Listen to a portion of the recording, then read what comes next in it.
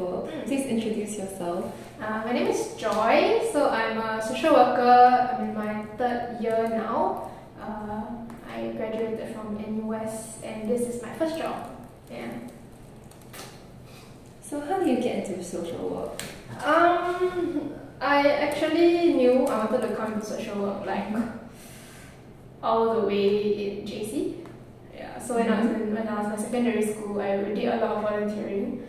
It got me started on like the journey of helping people and being a Christian myself, right? Then it's in my heart for people and really to help and serve the people of God. So then that brought me to social work.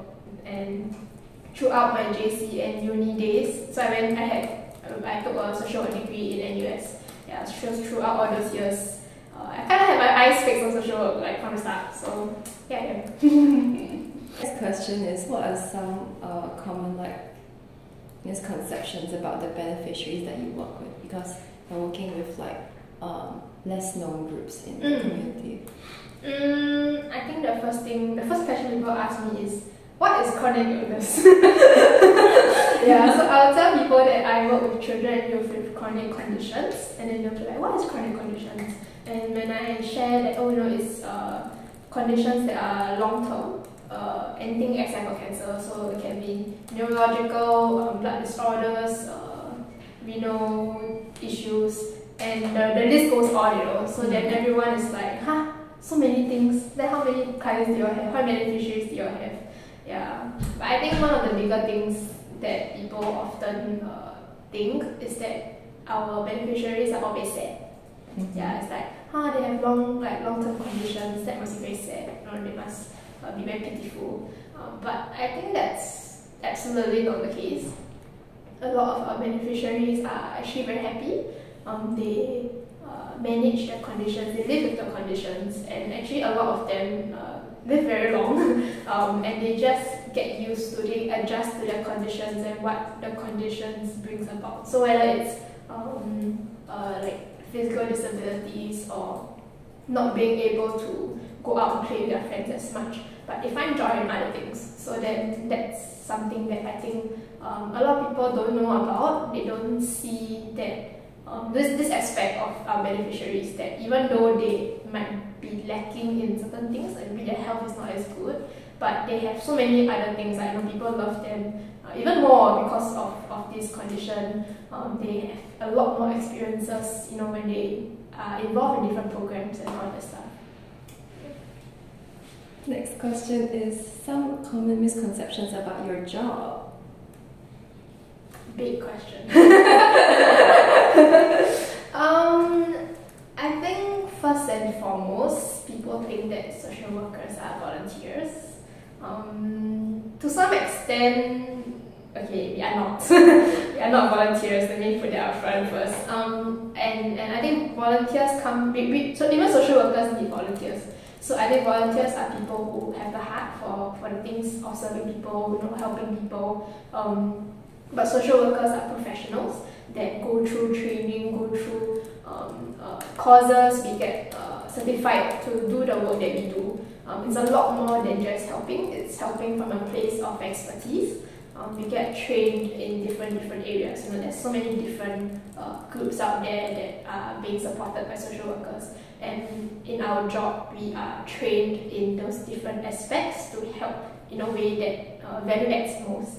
I think that's one of the misconceptions. Another one that I could think of is that social workers just go and chit chat with the beneficiaries.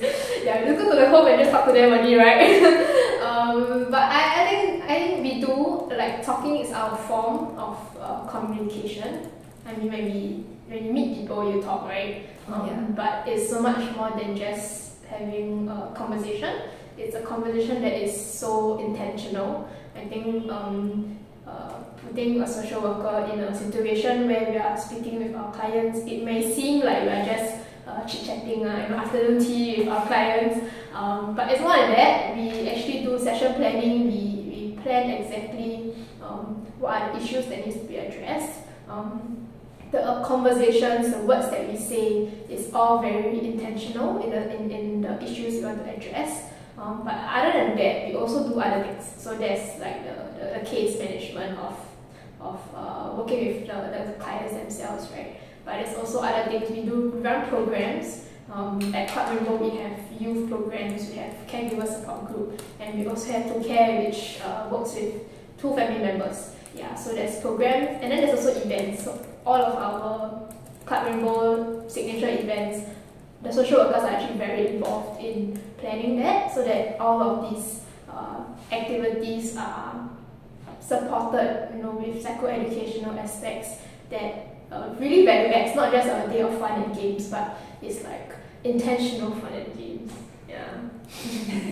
Curious, like what do you learn about when you like study social work in uni? In uni, the modules that we go through are actually very varied. I think the basic ones is like attending skills. What is the social service sector like? What are the different sectors?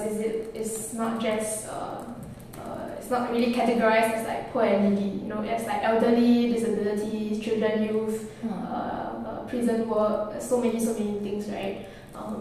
And then our modules actually go into each of it, like specifically. We specialize in different things now. Yeah, so there's the basic ones like attending skills.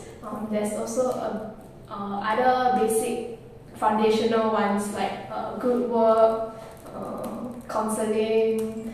What else is there? When it comes to medical work, then we also have like medical conditions. How do social workers play a part in supporting and working with the different sectors? What has been the most rewarding part of social work, and on the converse side, what has been the most difficult part of social work? The most rewarding part definitely has to be the people. I think it really warms my heart when I see the families that I work with, when they have positive growth, and there's growth in them, that they are able to walk out from a situation more empowered, more supported, and they themselves feel and believe that it is their efforts that worked them out of the situation. And I think when I see my clients go through that, have that different perspective in life, it really motivates me and encourages me and just reminds me that, hey, this is really what I am doing in my work, and why really I am in social work. Yeah. The most difficult parts of it definitely then has to be the fact that we also deal with very difficult parts in people's lives, because we are working directly with people, right? So when people see social workers, then they'll talk about all the bad things in their life, like not enough money, there could be like caregiving stress, mental health, family abuse and things like that. So there's a lot of the negative things comes out in the conversations, and we social workers face a lot of that. We have to deal with that a lot. And I think something that is difficult, that can be difficult for most of us, is that we take the baggage upon us. Yeah. And I think something that I have come to learn along the way is that these baggages or these things that people share with us is their heart for themselves, for their own lives. Whatever they share with us is because we have provided them a space that is safe enough to share vulnerably about all these things. It's all very personal things. Like, you wouldn't tell that to someone that you meet for the first time. Yeah, but being able to go into that space where they have shared so vulnerably, it's also difficult. Sometimes I find it difficult to navigate that space, to be comfortable with this client is sharing this thing with me that is so personal and can be so hard to share. What do I do with this information? Yeah, so sometimes it can be quite hard to navigate that space, that vulnerable space that they have created, like both of us have created. Yeah. Next question is kind of similar. It's what is your most memorable moment as a social worker? My most memorable moment. Recently, one of my beneficiaries' mom, like I was in my conversations with her, she said something that I think has really reminded me a lot about the work that I do.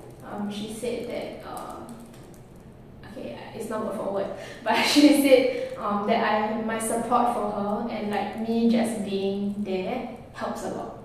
Yeah, and I was like, huh, right? Like it's really what we are learning we learn in school as well, and what we emphasize in our work, that we're not there to solve the problems. We're just there to journey with the client, and in the process empower them, build them up to be able to face their own, overcome their own problems. But hearing that from a client, I think gave me a lot of perspective. That it's not just us who thinks this way. Some of them do think that way, and it actually is helping and supporting them as well. Yeah. So when she told me that, I was like, my heart melted. I was like, okay, I'm doing my work.